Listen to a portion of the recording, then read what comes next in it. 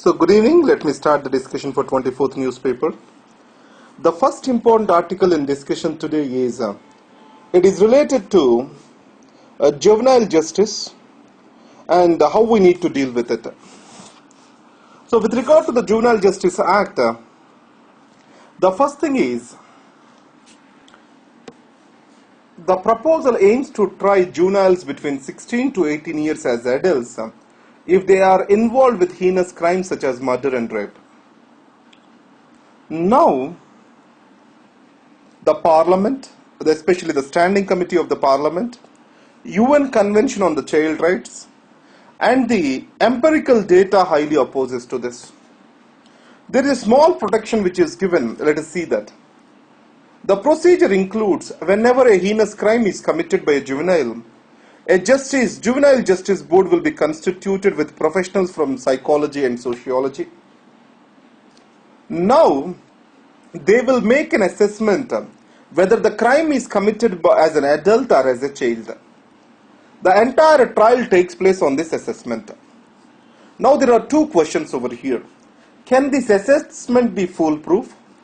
And two, treating of a child as an adult and conducting a trial and a punitive law has any advantage to the public safety? We need to analyze these 2 points.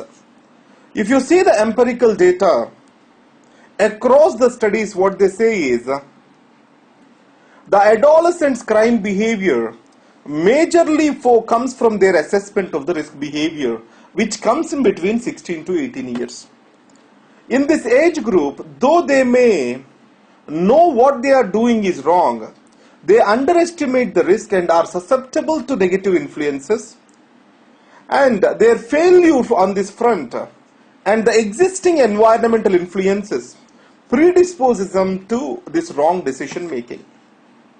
Next, there is an ample evidence that punitive laws do not improve public safety or deter the juvenile crimes.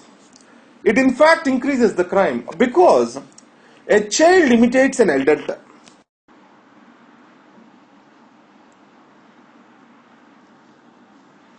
A child imitates an adult. So, what is the effective solution here is that we have to deal that in a constructive way. So, the basis for a law, it is the foundation of reformation and rehabilitation, not just on retribution. So it means the root cause of the problem, that is poverty, the unrestricted access to pornography, broken families, creation of strong child protection systems, etc. These can be a better solution. If you ask me, my opinion is every person who is less than 18 years, he shall be treated as a child. Because no science, no subject can be perfect to assess to what extent an individual is matured. So that is what is the argument. The second doubt which has been posed is do we have so many professionals, trained professionals for this assessment? These are the questions which are raised in this article. The next is smart cities. Now with regard to smart cities, Firoz Gandhi, he is coming with some beautiful articles. Previously talked about the land management. Now he is talking about smart cities. Now there are 3 factors which he highlights. One is urban transportation, better e-governance and land titling. On the urban transportation, what he says is an integrated connectivity. For example, you may have a metro train and a bus.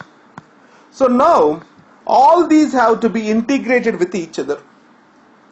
So for this, a unified transport management authority has, like in Chicago, New York, etc. And to provide for funds for this transport management, an urban transport fund as like in Ahmedabad. And next is a special purpose vehicle which is created in Indore, etc. can be considered. Along with this traffic information management centers, they can provide for the better implementation of traffic rules. On e-governance, so not to duplicate the information provided by the citizens, what he suggests is, as like in UK, tell us once, As like in San Francisco, datasf.org, these systems can be created and that provides for automation. And on the land titling, in India especially the registration department do not verify that particular person who is registering a land, does he really owns the land or not. So it means it is compromising on the buyer's protection. So a streamlined approval process for real estate, strengthening the buyer's protection, digitalized recognition of the property titles, mapping of the land inventory in the cities, incentivization to facilitate the affordable housing as like in Canada. All these can help towards improving the housing in the smart cities. So these are the things which are being talked in this article. The next is a person by name Phillips, a digital expert to President Obama, has visited India. What he says is social media has democratizing effect on the government. So how he says that? According to him, the social media not just shares the information, it provides for the issues to the people to argue with, so that a civic engagement is possible on this front. Now, there are two things. The engagement of the leadership at the highest level, especially Modi and President Obama, it has providing for more maturity to these particular social media. On the other hand, there are many negative consequences to this. Who is owning this social media? And who is the owner for my opinions which I express on this digital media? That is one thing. And the second thing is, we all know about the Facebook revolutions. So many countries argue that social media expansion is undermining the sovereignty. And the third thing is, the security concerns, especially the social media, is susceptible for spread of extremist opinions. You can see Islamic State is spreading its ideology through social media. So that's why what he says is, as like climate change challenges, social security, cyber security challenges also remain. And another article is smart maps. So for the smart cities, they are coming with smart maps, integrating the entire information of commercial establishments, transport, etc., which can save the people by improving the healthcare service delivery, and also save the revenues for the government up to the tune of $4 billion. But however, what is the scientific proof? I do not know exactly for this. The next is engagement with Afghanistan. What the Suhasini Aidar's article says is this. So after the Ghani taking over in Afghanistan, the things have really changed. His engagement with Pakistan has become more constructive. The previous President Karzai used to criticize the role of ISI in Afghanistan, but Mr. Ghani, he wants to involve himself with the negotiations with Taliban. So he is using the Pakistan as a vehicle, and for this he is depending on the China. China normally do not interfere in the internal affairs of the country where it is investing, but here yes. And on the other hand, the P5+1 and Iran talks getting concluded, it is providing for the newer opportunities for the Afghanistan. So in this context, what has to be the role of India? So till now, we need to till now, Afghans plea for the lethal weaponry and combat assistance is not been provided by the government of India. And the second thing is, so Afghanistan-Pakistan transit and trade agreement, it has to take the routes. So in the next visit, when Ghani's visit to Pakistan, he shall be able to talk strongly about this to Pakistan if India gives a support. And India can also deepen its engagement through approving the maritime Silk Route, because that is going to prosper the entire region, including India. And the third thing is, the goodwill diplomacy has the limitations. So already we did well in Afghanistan. So we have to improve our construct on this.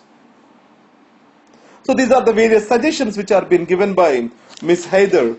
And once the Ghani's visit is concluded, I will try to cover the things in detail. And the next thing is, it talks about Ford Foundation on Center's watch list. The thing is, the previous Intelligence Bureau report, what it said is this: